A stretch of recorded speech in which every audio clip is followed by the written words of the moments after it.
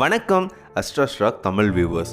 Stock market சீரீஸில் இன்றைக்கி நம்ம பார்க்க போகிற வீடியோ எதை பற்றி அப்படின்னு சொல்லிட்டு பார்த்தீங்கன்னா, நம்ம ஈக்விட்டியில் இன்வெஸ்ட் பண்ணும்போது குயிக்காக நம்மளுக்கு கிடைக்கிற 3 பெனிஃபிட்ஸ் என்னென்ன, அது எப்படிலாம் நம்மளுக்கு யூஸ் ஆகுது அப்படின்ட்டு இந்த வீடியோவில் நம்ம கம்ப்ளீட்டாக பார்க்க போகிறோம். நீங்கள் ஷேர் மார்க்கெட்டுக்கு பிகினர் இல்லை நியூ இன்வெஸ்டர்னால் இந்த வீடியோ கம்ப்ளீட்டாக உங்களுக்காக தான்.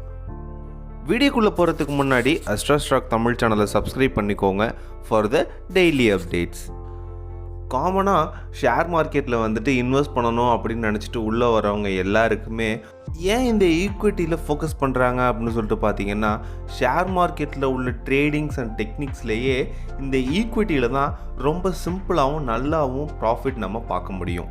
இதை இன்னும் சிம்பிளாக சொல்லணுன்னா லெஸ் ரிஸ்க் லெஸ் ப்ராஃபிட் அப்படின்ட்டு இதை சிம்பிளாக சொல்லலாம். இந்த ஈக்விட்டியை மற்ற ட்ரேடிங்லலாம் பார்த்தீங்கன்னா ரிஸ்க் கொஞ்சம் அதிகமாக இருக்கும் அண்ட் ஈக்விட்டியை விட கொஞ்சம் ப்ராஃபிட்டும் அதிகமாக இருக்கும்.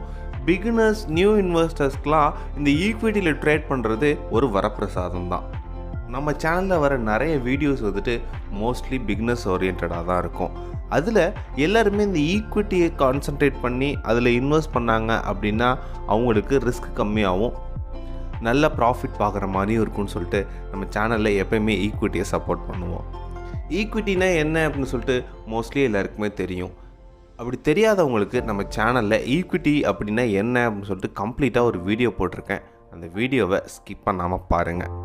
இதை இன்னும் சிம்பிளாக சொல்லணும் இந்த ஈக்விட்டியை பற்றி அப்படின்னா, ஒரு கம்பெனியில் ஒரு ஷேரை வாங்குறீங்க. அதை இன்றைக்கி வாங்கிட்டு நாளைக்கோ இல்லை நெக்ஸ்ட் வீக்கோ இல்லை நெக்ஸ்ட் மந்த் அப்படி இல்லைன்னா நெக்ஸ்ட் இயரோ அதை வந்துட்டு செல் பண்ணுறீங்க அப்படின்னா இது ஈக்விட்டி அப்படின்னு சொல்லிட்டு சொல்லலாம்.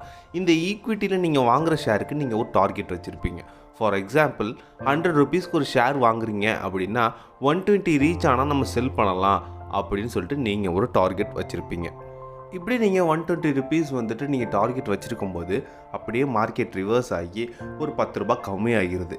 100 ருபீஸ்க்கு வாங்கின ஷேர் வந்துட்டு நெக்ஸ்ட் டேவே வந்துட்டு 90 ருபீஸ்க்கு ட்ரேட் ஆகிட்டு இருக்கு அப்படின்னா இதில் நம்ம ஃபஸ்ட்டு கவலைப்பட தேவையில்லை.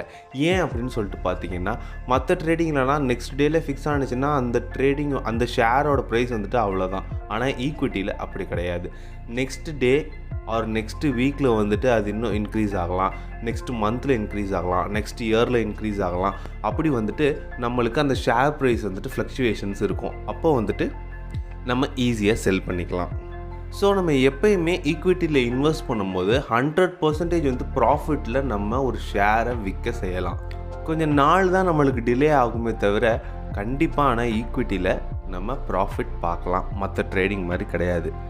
இதனால தான் மோஸ்ட்லி வந்துட்டு ஷேர் மார்க்கெட்டில் நியூ இன்வெஸ்டராக இருந்தாலும் சரி, நிறைய ட்ரேடர்ஸ் கூட சரி இந்த ஈக்விட்டியில் வந்துட்டு இன்வெஸ்ட் பண்ணுவாங்க. இது மட்டுமே நம்மளுக்கு பெனிஃபிட் கிடையாது.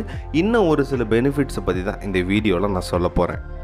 ஃபர்ஸ்ட் பெனிஃபிட் என்ன அப்படின்னு சொல்லிட்டு பார்த்தீங்கன்னா, ஒரு பர்டிகுலர் கம்பெனி, இப்போ டாடா மோட்டார்ஸ் அப்படிங்கிற ஒரு கம்பெனியில் வந்துட்டு நீங்கள் அந்த கம்பெனியோட ஷேரை வாங்கியிருக்கிறீங்க அப்படின்னா அந்த கம்பெனி ஃப்யூச்சரில் நல்லா பெர்ஃபார்ம் பண்ணி அவங்க நல்ல ப்ராஃபிட் பார்க்குறாங்க அப்படின்னா உங்களுக்கு போனஸாவோ இல்லை டிவிடெண்டாவோ நிறைய ரிவார்ட்ஸ் வந்துட்டு இந்த ஈக்விட்டி ஷேர்ஸில் நீங்கள் ட்ரேட் பண்ணுறது மூலயமா உங்களுக்கு கொடுப்பாங்க.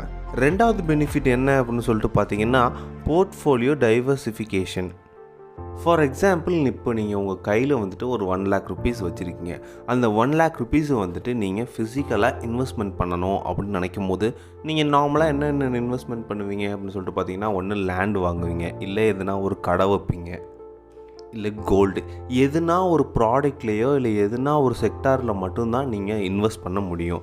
ஆனால் இந்த செகண்ட் பெனிஃபிட்டில் பார்த்தீங்க அப்படின்னா ஈக்விட்டியில் நீங்கள் டிஃப்ரெண்ட் செக்டாரில் வந்துட்டு இன்வெஸ்ட் பண்ணலாம். ஃபார் எக்ஸாம்பிள், இப்போ 20% வந்துட்டு பேங்கிங் செக்டாரில் இன்வெஸ்ட் பண்ணலாம், 20% வந்து அக்ரிகல்ச்சரல் செக்டாரில் இன்வெஸ்ட் பண்ணலாம், 20% வந்துட்டு கமோடிட்டி ட்ரேடிங்கில் உள்ள அந்த கோல்டு, க்ரூட் ஆயில் இது மாதிரி உள்ள செக்டார்ஸில் நம்ம இன்வெஸ்ட் பண்ணலாம்.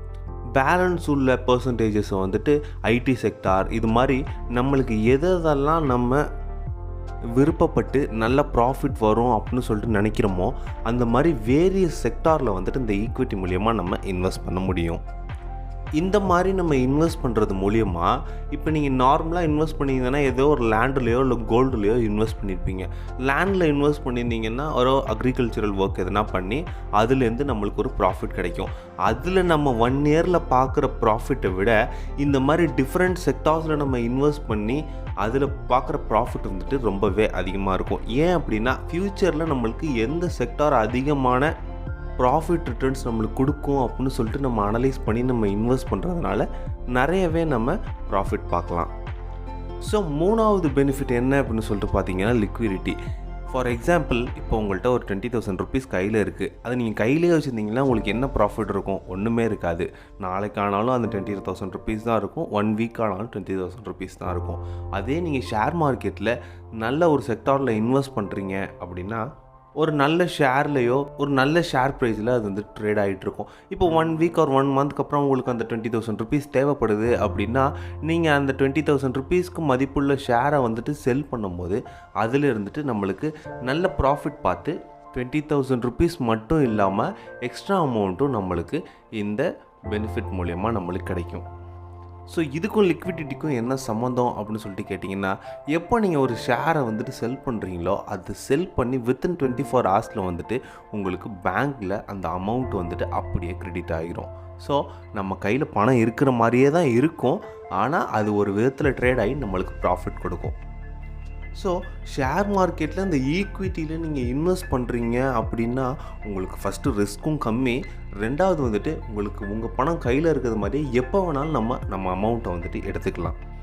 ஆஸ் அ நியூ ட்ரேடராக ஒரு பிகினராக நம்ம இந்த ஈக்விட்டியில் இன்வெஸ்ட் பண்ணுறது நம்மளுக்கு ரொம்பவே நல்லாயிருக்கும். சேஃபாக ட்ரேட் பண்ணுங்கள், ஹாப்பியாக ஏர்ன் பண்ணுங்கள். Have a nice day.